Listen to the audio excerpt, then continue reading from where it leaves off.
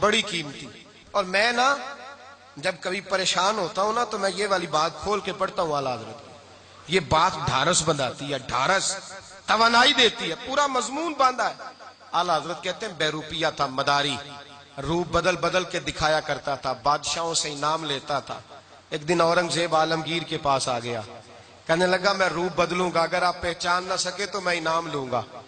آپ نے فرمایا میں کوئی ایسے ویسا بادشاہ نہیں، کہا مجھے دھوکہ دینا مشکل ہے. کہا نہیں میں روپ بدلوں گا. حضرت اورنگزیب عالمگیر بڑے نیک بادشاہ گزرے، بڑے پرہیزگار آدمی.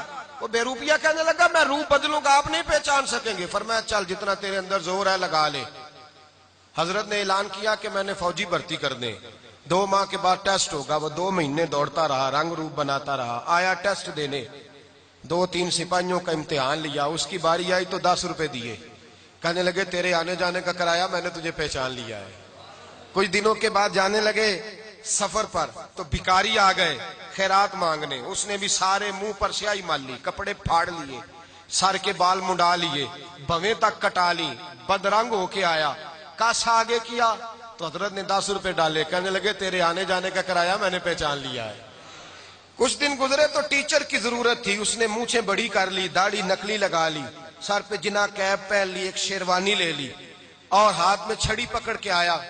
کہنے لگا میں استاد ہوں، 2-4 بندوں کا امتحان لیا، اس کی باری آئی تو 5 روپے دیے، 10 روپے دیے. کہا تیرا کرایہ میں نے پہچان لیا ہے. 2 سال گزر گئے. وہ جب بھی آتا حضرت پہچان لیتے. ایک دن سفر پہ جا رہے تھے، بہت بڑا لشکر تھا، جہاد کرنے جا رہے تھے اورنگزیب عالمگیر.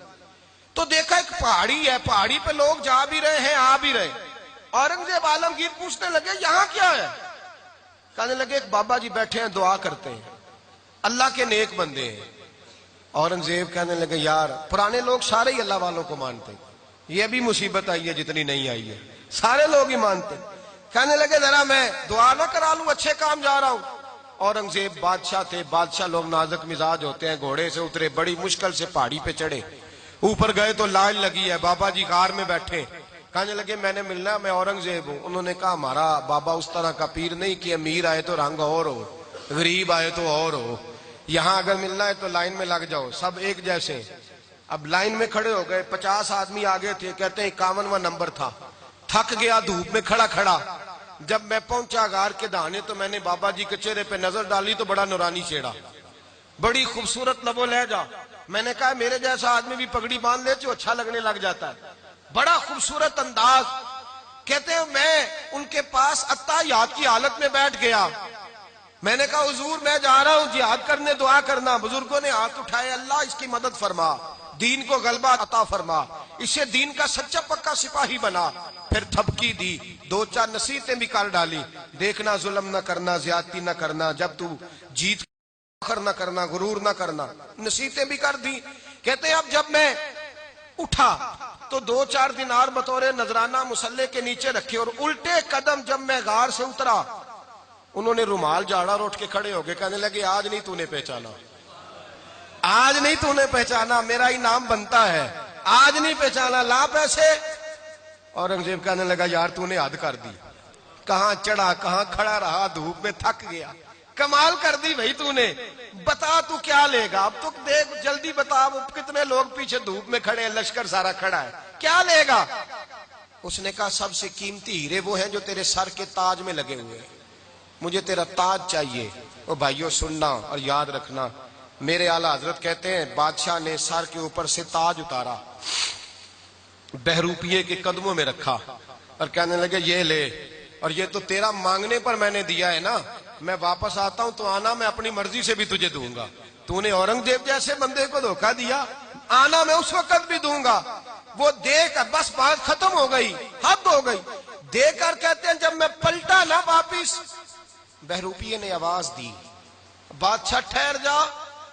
تو میں نے پلٹ کے دیکھا تو کہنے لگے یہ اپنا تاج لے جا، اٹھا اور لے جا.